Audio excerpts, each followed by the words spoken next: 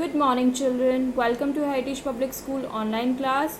Today we are going to read chapter 2 in English Reader, Communicative English. Open this book to page number 11.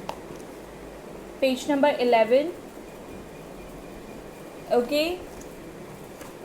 Chapter 2, It's Raining. Let's start reading.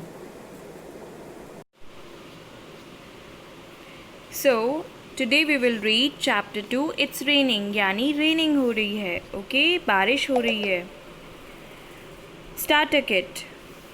यहाँ पर starter kit है, match the words with the pictures. कुछ pictures दे रखी है हमें यहाँ पे and कुछ words है. हमें इन pictures के साथ इन words को match करना है. First is hailing. Hailing यानी ओले कहाँ पर गिर रहे हैं? यहाँ पर. So, इस picture के साथ हमें लिखना है हेलिंग. रेनिंग, रेनिंग कहाँ हो रही है? यहाँ पर. So we will write here raining. And first picture में क्या हो रही है? स्नोइंग, बर्फ़ गिर रही है. So we will write snowing here. Now let's read with now get set. Drip drop, drip drop, drip drop falls the rain. It wets the land. It makes puddles on the ground. So जब भी बारिश आती है और बारिश आसमान से जो छोटी छोटी ड्रॉप्स हैं जब नीचे गिरती हैं तो कैसी साउंड आती है? Drip drop, drip drop. और वो क्या करती है? वेट कर देती है किसे? ज़मीन को. ज़मीन को क्या करती है? वेट करती है. And What it makes puddles on the ground. Puddles क्या होते हैं? Puddles होते हैं small pools of water, यानी पानी के छोटे छोटे pool on land, ज़मीन पर. ओके, सो पानी के छोटे छोटे गड्ढे हो जाते हैं small pools of water. सो हमने यहाँ पे दो वर्ड सीखे. ड्रिप ड्रॉप यानी बारिश छोटी छोटी बूंदें जब गिरती हैं तो कैसी साउंड आती है? Drip drop. And puddles, puddles क्या होते हैं? Small pool of water. Turn the next page. Do you know water gets up to the sky? Do you know how this water comes back to the earth as rain? यानी ये पानी जो होता है ये स्काई तक कैसे जाता है? जो अर्थ का पानी होता है वो स्काई तक कैसे जाता है और यही पानी वापस रेन की तरह कैसे नीचे आता है? Let's know all about this. आइए हम इन सभी के बारे में जानते हैं. The sun is very hot. It warms the earth. The heat of the sun changes water into water vapour. Sun क्या है? हमारे सोलर सिस्टम का जो बड़ा स्टार है जिस पर हमारे प्लैनेट्स जिस पर डिपेंडेंट हैं, जिसके अराउंड रिवॉल्व करते हैं, वो सन बहुत ही गर्म है और वो हमारी अर्थ को क्या करता है? वार्म करता है, बहुत गर्म करता है. और उसकी heat, the heat of the sun, और उसकी हीट से हमारे अर्थ पे जो वाटर है वो क्या बन जाता है? वाटर वेपर बन जाता है. वाटर वेपर होता है छोटी छोटी सी पानी की बूंदें जो हमें दिखती भी नहीं है बट वो हवा में रहती है. There is always water vapor in the air.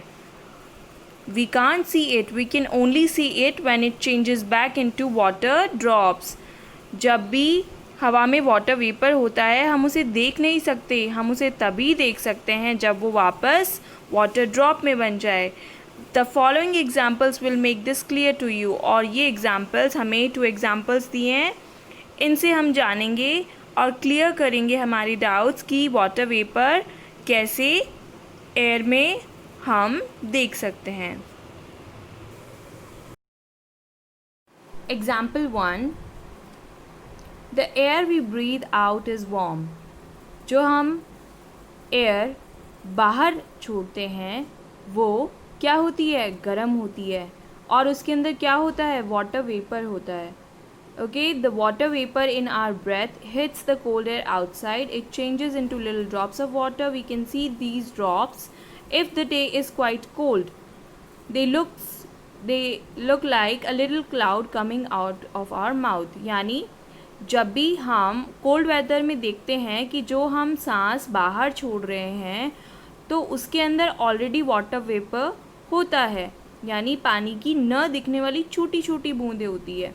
और जैसे ही वो बाहर की कोल्ड एयर को हिट करती है तो हमें क्या दिखता है, हमें दिखता है लाइक अ लिटिल क्लाउड, जैसे हमारे मुंह से बाहर आ रहा है छोटा सा बादल, ऐसा। सेकेंड एग्जाम्पल में है, when we heat water in a kettle the water changes into steam. This steam gushes out of the spout. It hits the cold air outside. It changes into little drops of water. We can see these little drops dancing near the spout like an angry cloud. Second example में यहाँ पर एक kettle दिख रहा है जो कि हमने स्टीम करने के लिए गैस पे रखा है, और इसमें वाटर जब स्टीम होता है तो ये जो स्पाउट है, ये पार्ट क्या कहलाता है इस केटल का, इस केतली का ये पार्ट कहलाता है स्पाउट, और इसमें से स्टीम बाहर निकलता है।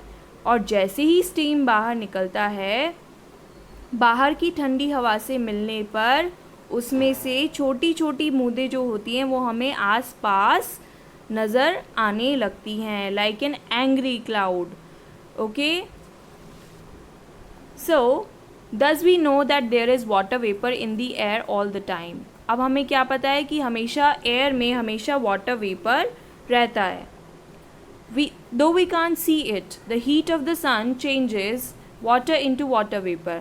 यानी सन क्या करता है, जैसे ही अपनी हीट देता है, इसकी गर्मी से वाटर जो होता है वाटर वेपर बन जाता है और वो एयर में चला जाता है, यानी हवा में चला जाता है।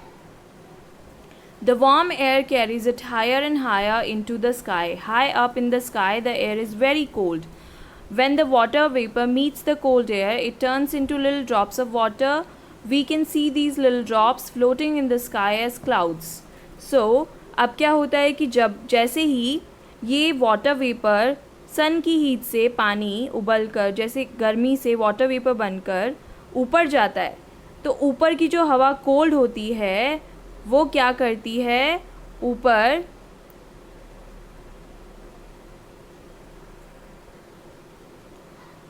वाटर वेपर फ्लोट करने लगता है as clouds. Sometimes these floating drops of water pass through very cold region.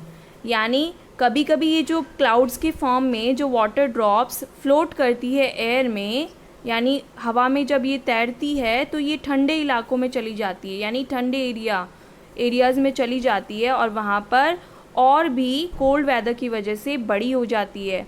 Then they get together and become bigger, यानी वो बढ़ते जाते हैं और वो बादल बड़े बनते जाते हैं। When they are quite big and heavy, the air cannot hold them, the air can't hold them. जैसे ही बादल बहुत ज़्यादा बड़े हो जाते हैं और हैवी हो जाते हैं तो उनकी जो एयर होती है, जो स्काई में होती है, वो उन्हें होल्ड नहीं कर पाती है।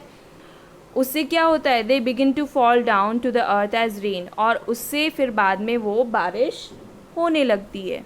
Sometimes it is so cold up there that all the little drops in a cloud gets frozen.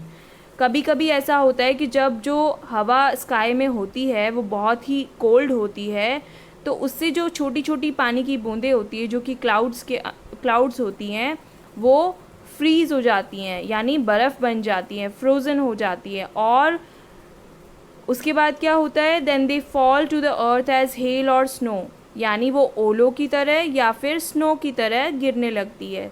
कब गिरने लगती है, जब एयर ठंडी होती है और वो फ्रीज़ हो जाती है in the sky. Thus we see when it rains, hails or snows, the sky in fact returns to the earth the same water it had taken up as water vapor. So हम देखते हैं कि जैसे ही अर्थ से water vapour जो पानी ऊपर जाता है इन द स्काई, वही पानी क्लाउड्स से रेन के फॉर्म में अर्थ पर रिटर्न बैक हो जाता है, वापस आ जाता है। Okay, so today we have finished reading of chapter 2, it's raining, and you also have to do these new words in your notebook. Okay, all the new words you will do in your notebook.